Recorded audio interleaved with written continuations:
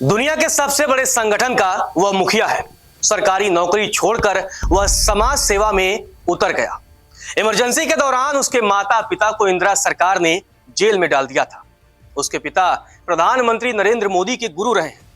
इतना ही नहीं, लाल कृष्ण आडवाणी को नेता बनाने में उनके पिता ने बड़ी भूमिका निभाई थी। आज वह शख्स देश के सबसे शक्तिशाली लोगों में से एक है। उसकी ताकत का अंदाजा इस बात से लगाया जा सकता है कि उसके चारों तरफ Z+ सुरक्षा का घेरा चलता है। इतना ही नहीं, कैबिनेट विस्तार से पहले जब बैठक करता है तो बीजेपी का राष्ट्रीय अध्यक्ष भी उस बैठक में सामान्य कार्यकर्ता की तरह पिछली सीट पर बैठा नजर आता है। चलिए आज अनसुनी कहानियां में आपको राष्ट्रीय स्वयंसेवक संघ के छठे सरसंघचालक मोहन मधुकर भागवत की अनसुनी कहानियां सुनाते हैं। साल 1975 तत्कालीन प्रधानमंत्री इंदिरा गांधी ने देश में इमरजेंसी लगा दी। उस समय मोहन भागवत की उम्र करीब 25 साल थी। उनके माता पिता को गिरफ्तार कर जेल में डाल दिया गया था। उस वक्त उनकी मां मालतीबाई चंद्रपुर में जनसंघ की महिला मोर्चा की अध्यक्ष हुआ करती थीं, जबकि पिता RSS में सक्रिय भूमिका में थे। वहीं मोहन भागवत भी RSS में काम कर रहे थे। माता पिता की गिरफ्तारी के बाद मोहन भागवत अंडरग्राउंड हो गए। वो पुलिस की गिरफ्त में नहीं आना चाहते थे। एक तरह से इमरजेंसी के दौरान मोहन भागवत अज्ञातवास में रहे। इमरजेंसी हटने के बाद मोहन भागवत ने संघ में तेजी से तरक्की की। इमरजेंसी लगने से पहले 1974 में मोहन भागवत पोस्ट ग्रेजुएट की पढ़ाई करने के लिए अकोला चले गए, लेकिन इमरजेंसी लगने के बाद उन्होंने पशु चिकित्सा की पढ़ाई छोड़कर संघ के पूर्णकालिक स्वयंसेवक बन गए।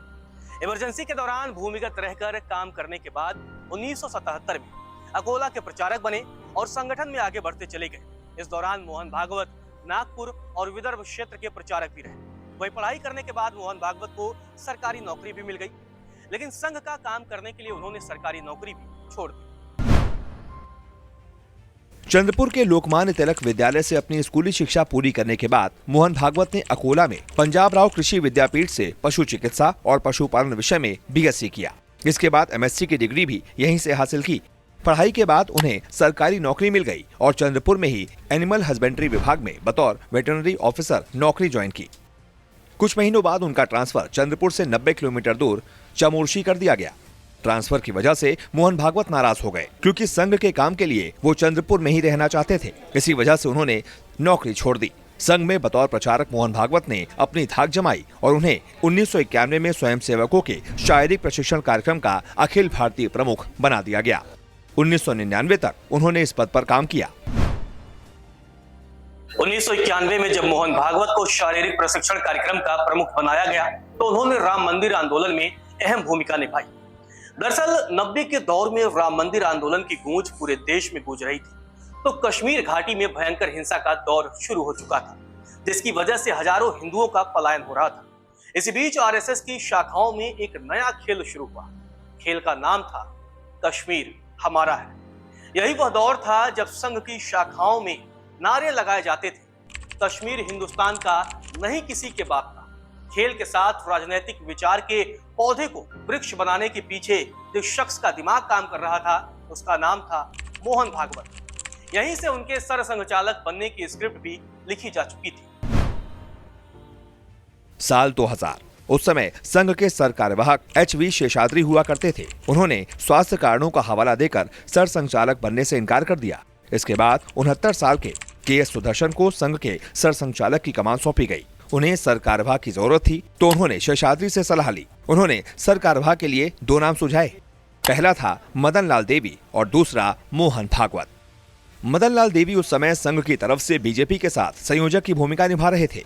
वो अपनी राजनीतिक समझ के लिए विख्यात थे। ऐसे में शेषाद्री की सलाह पर सुदर्शन मदन लाल देवी को सरकार्यवाह बनाने के लिए राजी हो गए। लेकिन इसी बीच संघ के वरिष्ठ स्वयंसेवक MG वैद्य ने सुदर्शन के सामने मोहन भागवत के नाम की वकालत की। अंत में फैसला मोहन भागवत के पक्ष में गया। सरकार्यवाह बनने के बाद तो मोहन भागवत संघ के साथ पूरे देश में लोकप्रिय हो गए। 9 साल तक सरकार्यवाह की जिम्मेदारी संभालने के बाद आखिरकार वह तारीख आई जब मोहन भागवत की ताजपोशी सरसंघचालक के तौर पर 2009 में मोहन भागवत को सरसंघचालक की जिम्मेदारी सौंपी गई थी। मोहन भागवत जब सरसंघचालक बने तो उनकी उम्र 59 साल थी। वो गोलवलकर के बाद सबसे कम उम्र के सरसंघचालक बने थे। के.एस. सुदर्शन भागवत के काम से काफी प्रभावित थे। यही वजह थी कि उन्होंने मोहन भागवत को अपना उत्तराधिकारी चुना। जब मोहन भागवत को सर संघचालक चुना गया था तब वह लगभग खोए हुए थे और घबराहट में चप्पल भी नहीं खोज पा रहे थे।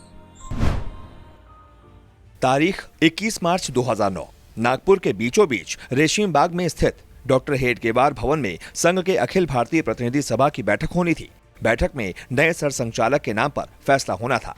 संघ में सर संचालक अपना उत्तराधिकारी खुद चुनता है। पहले सर संचालक हेडगेवार ने माधव सदाशिव गोलवलकर को अपना उत्तराधिकारी चुना था। वहीं से रवायत चली आ रही थी। वहीं संघ में एक अलिखित नियम है कि 75 साल की उम्र के बाद व्यक्ति पद से स्वयं ही मुक्त हो जाता है। के.एस. सुदर्शन ने अपने उत्तराधिकारी के तौर पर मोहन भागवत के नाम का ऐलान किया। आमतौर पर कुर्ता पैजामे में दिखने वाले मोहन भागवत उस दिन धोती में टहल रहे थे। जब उनके नाम का ऐलान हुआ तो वो अपनी चप्पल भी नहीं ढूंढ पा रहे थे। मोहन भागवत के परिवार का संघ से काफी पुराना नाता रहा है। लाल कृष्ण आडवाणी को आरएसएस से जोड़ने में उनके पिता मधुकर राव ने अहम भूमिका निभाई थी। इतना ही नहीं, संघ में मोहन भागवत के पिता नरेंद्र मोदी के गुरु भी रह चुके हैं। मोहन भागवत के दादा नारायण भागवत और केशव बलिराम हेडगेवार ने साथ पढ़ाई की थी। इतना ही नहीं, वंदे मातरम गाने की वजह से दोनों को स्कूल से बाहर भी निकाल दिया गया था। चंद्रपुर आने के बाद मोहन भागवत के दादा ने कांग्रेस ज्वाइन कर ली थी, लेकिन 1925 में संघ की स्थापना के बाद वह बतौर स्वयंसेवक सक्रिय हो गए और संघ का काम करने लगे। आरएसएस में उन्हें नया नाम मिला, नाना साहेब भागवत। 11 सितंबर 1950 को महाराष्ट्र के चंद्रपुर में मधुकर राव और मालतीबाई ने एक पुत्र को जन्म दिया। नाम रखा गया मोहन भागवत। मोहन भागवत के जन्म के बाद उनके पिता मधुकर राव ने कानून की पढ़ाई शुरू की। पढ़ाई करने के बाद उनके पिता चंद्रपुर में वकालत करने लगे। मोहन भागवत का बचपन भी पिता की ही तरह संघ की शाखा में बीता, जहां से उन्होंने संघ की बारीकियां सीखी। चंद्रपुर से स्कूली पढ़ाई पूरी करने के बाद मोहन भागवत संघ का काम करने के लिए पूरी तरह से तैयार हो चुके थे। जब पिता ने वकालत शुरू की थी तो मोहन पिता की जगह चंद्रपुर जिले के संघ कार्यवाहक बने। मोहन भागवत के पिता मधुकर राव संघ के बड़े पदाधिकारी थे और वो गुजरात के प्रांत प्रचारक के तौर पर काम कर चुके थे। बताया जाता है कि लालकृष्ण आडवाणी का संघ से परिचय मधुकर राव ने ही कराया था।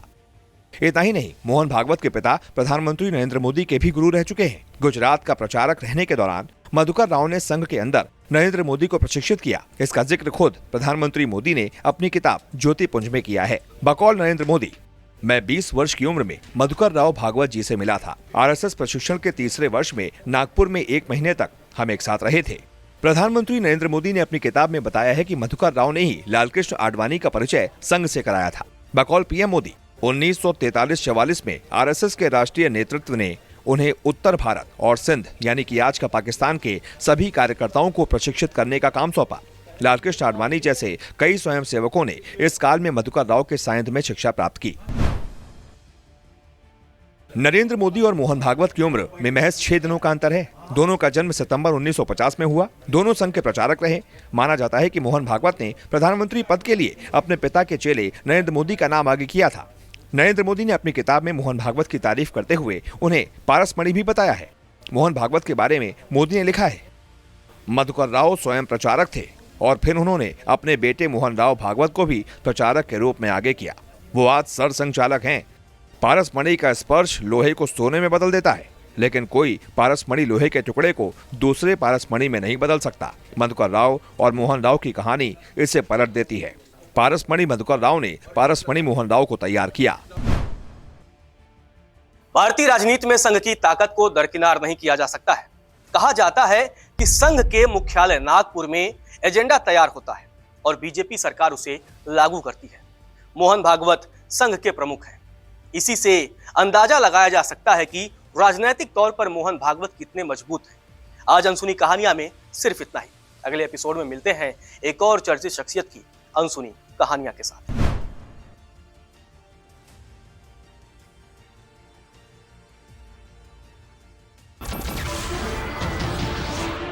नमस्कार, मैं हूं मानक गुप्ता। अगर आपको हमारा ये वीडियो पसंद आया हो तो इसे लाइक और शेयर जरूर करें और हां, हमें सब्सक्राइब और फॉलो करना ना भूलें ताकि आप देश और दुनिया की कोई खबर मिस ना करें। तो जुड़े रहिए हमारे साथ और देखते रहिए न्यूज़ 24।